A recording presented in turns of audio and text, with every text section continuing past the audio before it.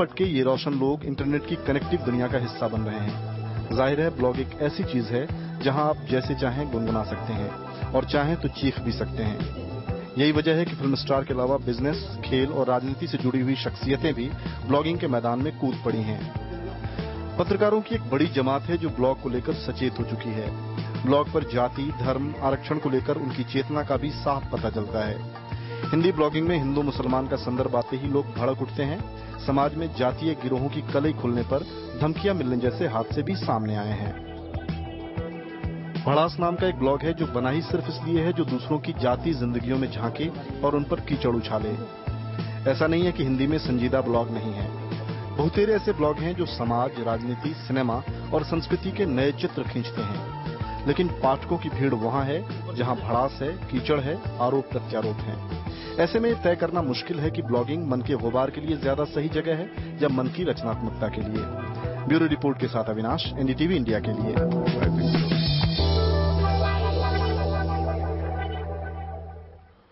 तो इसीलिए आज हम न्यूज पॉइंट में सवाल उठा रहे हैं कि क्या ब्लॉगिंग दिल की भड़ास निकालने का एक जरिया है। सब लोगों के अंदर कोई ना कोई भावनाएं भरी होती है, क्या इसे निकालने का आजकल के समय में, इस टेक्नोलॉजी के युग में ये एक तरीका है। मेरे साथ तीन बहुत खास मेहमान आज मौजूद हैं इस प्रोग्राम में। मेरे साथ विजेंद्र सिंह चौहान जी मौजूद हैं जो एक हिंदी के ब्लॉगर हैं।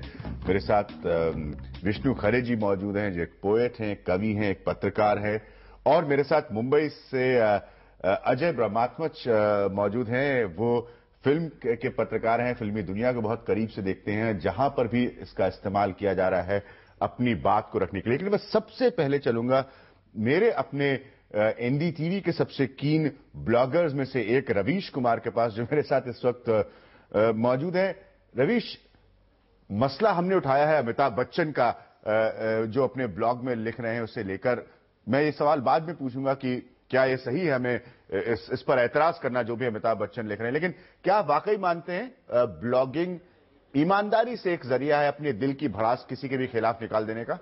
बिल्कुल अभिज्ञान। अगर आज से 40 साल बाद कोई रिसर्चर ये शोध करे कि 2008 में जो नेटिजन्स हैं, जो इंटरनेट पर जो समाज है, वो किस तरह से किन्हीं बातों पर रिएक्ट कर रहा है, तो ब्लॉग उसके लिए बहुत अच्छा रिसर्च मटेरियल हो सकता है। क्योंकि ये एक ऐसा माध्यम है जहां अभिव्यक्ति को आप बिना किसी हस्तक्षेप के सीधे सीधे रख देते हैं। कोई उपसंपादक नहीं होता है, कोई संपादक नहीं होता है, कोई रिपोर्टर नहीं होता है। तो आप स्वभावतः आप लिखते समय आप जब कंप्यूटर से के सामने लिख रहे हो तो आप ही होते हैं, तो आप ज्यादातर हिस्सा आपके दिल की बातों का होता है। लेकिन जाहिर नहीं है, जरूरी नहीं है कि हर कोई भड़ास ही निकाले, पर इतना जरूर है कि आप बिल्कुल साफ साफ झांक कर देख सकते हैं कि इंसान इसमें अपनी भड़ास निकाल रहा है। क्योंकि अमिताभ बच्चन के ब्लॉग पर अभिज्ञान बिल्कुल साफ नजर आता है।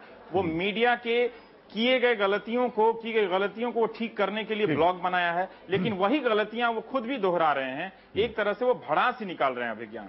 ठीक है विष्णु खरे साहब, एक चीज आप मानते इस युग में अपनी बात, पहले कई और तरीके होते थे अपनी बात कहने के, अगर किसी को किसी मुद्दे की खिलाफत करनी है, किसी व्यक्ति की खिलाफत करनी है, लेकिन आज ये एक तरीका है। सही मानते इस तरीके को आप? ये तरीका तो बिल्कुल सही है, लेकिन इसकी सीमा क्या है अभिज्ञान जी? कि ये वहीं तक जाता है जहां तक कंप्यूटर है। यदि मेरे यहाँ कंप्यूटर है तो मैं ब्लॉगिंग कर सकता हूं और वो ब्लॉगिंग लोग देख सकते हैं।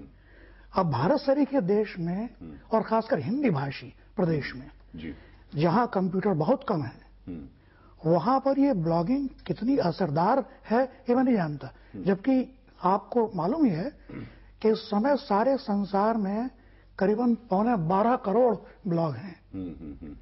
हिंदुस्तान में इसका बहुत कम हिस्सा है। बहुत कम हिस्सा है, सही बात है। एक नई शुरुआत है, मतलब जी, शुरुआत नहीं है। और भड़ास शब्द मुझे थोड़ा अशोभनीय लग रहा है। मैं ये कहूं जैसे बॉलीवुड बहुत गंदा शब्द मुझे लगता है, जैसे भड़ास भी यह है कि एक आत्माभिव्यक्ति का साधन है। और एक अच्छी बात है कि हिंदी ने भी इसे पकड़ा है। अगर अमिताभ बच्चन जी की वजह से, आमिर खान साहब की वजह से हमारा ब्लॉग पे ध्यान जा रहा है तो उसमें कोई बुराई नहीं। आपको उससे कोई एतराज? कोई एतराज नहीं। मतलब कुल मिलाकर विजय, अजय ब्रह्मात्मच के पास जाने से पहले आपको इस बात से तो कोई एतराज नहीं ना कि अमिताभ बच्चन अगर ब्लॉग का सहारा ले रहे अपनी बात कहने के लिए? मेरे हिसाब से तो नहीं होना चाहिए।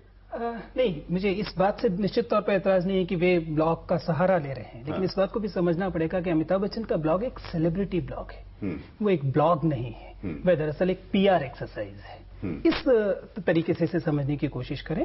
अन्यथा जाहिर है अमिताभ बच्चन उस भाषा में ब्लॉग करते जिस भाषा के प्रशंसकों की वे बात कर रहे हैं।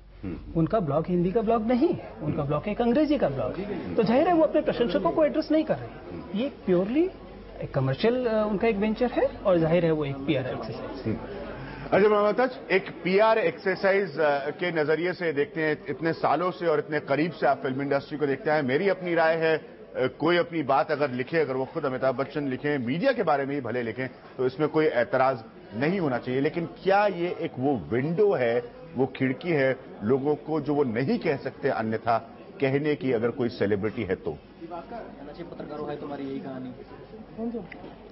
मुझे लगता है कि बच्चन जी बिल्कुल सही कर रहे हैं। ये संयोग की बात है कि 2 दिन पहले मेरी उनसे ब्लॉगिंग को लेकर ही काफी लंबी चौड़ी बातचीत हुई और जिसमें उन्होंने कहा कि मैं जल्दी ही इसको हिंदी में भी लेकर आऊंगा और ये मेरा अपना अखबार है, इसका मैं संपादक हूं, मेरी जो मर्जी होगी लिखूंगा, मैं आपसे नहीं पूछूंगा या मैं किसी की सलाह नहीं लूंगा कि मुझे क्या लिखना चाहिए और क्या नहीं लिखना चाहिए।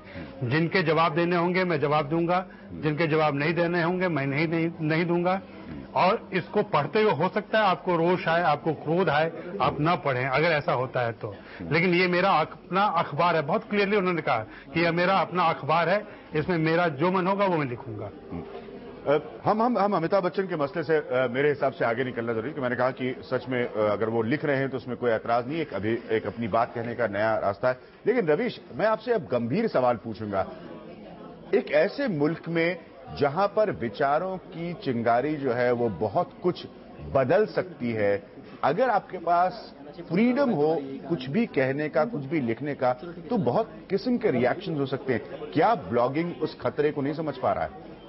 अमिताभ बच्चन के संदर्भ में तो नहीं समझ पा रहा। जब वो कह रहे हैं कि मैं ही इसका अखबार हूं, जब मेरा मन करेगा मैं जवाब दूंगा, जब मेरा मन करेगा नहीं दूंगा, तो हर अखबार का एक संपादक होता है, हर अखबार किसी न किसी मालिक का होता है अभिज्ञान, लेकिन वो एक सामाजिक जिम्मेदारियों से चलता है। कोई संपादक ये नहीं कहता कि मैं अपनी मर्जी की चीजें छापूंगा, जब मन करेगा तब। वो खबरों के कुछ मानक तय हैं। अमिताभ बच्चन खुद एक सुविधाजनक सवालों का जवाब देना तय कर रहे हैं। बहुत सारे जो सवाल हैं तब भी पूछे जाएंगे, उनका अस्तित्व खत्म नहीं हो जाता, क्योंकि वो इसलिए कि वो अपनी मर्जी से जवाब देने का वक्त तय कर रहे हैं, इसलिए वो चयन कर रहे हैं। मुझे नहीं लगता कि बहुत जिम्मेदारी का एक तरह से पुट वहां पर नजर आता है। अगर यही बात होती तो जैसा कि आपने शुरू में कहा अभिज्ञान कि अमिताभ ने राजनीति छोड़ने की वजह जो बताई है, असम की जो घटना बताई है, ये सवाल उनसे पत्रकार अरसे से पूछते रहे हैं, कई दशकों से पूछते रहे हैं, लेकिन अमिताभ ने ये बात जवाब नहीं दिया कभी भी। तो वो खुद भी अपने जवाबों को लेकर ईमानदार नहीं रहे हैं। इसलिए रवीश, मैं अमिताभ बच्चन के मसले से और उनकी ब्लॉगिंग से आगे बढ़कर ब्लॉगिंग एट लार्ज को, उस तस्वीर को देखने की बात कर रहा हूं। मैं सवाल ये इसलिए पूछ रहा हूं कि इस मुल्क में जहां पर लोगों की स्पीचेस पर रिएक्शन होता है, इस मुल्क में लोग सांप्रदायिकता फैलाने की कोशिश करते हैं, राजनीतिक लोग जो है इन रस्तों का सहारा ले सकते हैं अपनी बात फैलाने की, क्या इन खतरों से किसी भी ऐसी चीज पर जिस पर कोई कंट्रोल ना हो किसी का, क्या हम इस खतरे को नहीं पहचान रहे हैं? विज्ञान दरअसल मुझे लगता है कि ब्लॉग सैद्धांतिकी के कुछ आधारभूत चीजों को नजरअंदाज करके ये बात कही जा रही है। ब्लॉग सिद्धांतिकी नियंत्रण से परे चीज नहीं है, ब्लॉग नियंत्रण से परे नहीं है, सिर्फ अंतर इतना है कि वह व्यक्ति के नियंत्रण से परे एक कलेक्टिव विजडम के तहत होता है।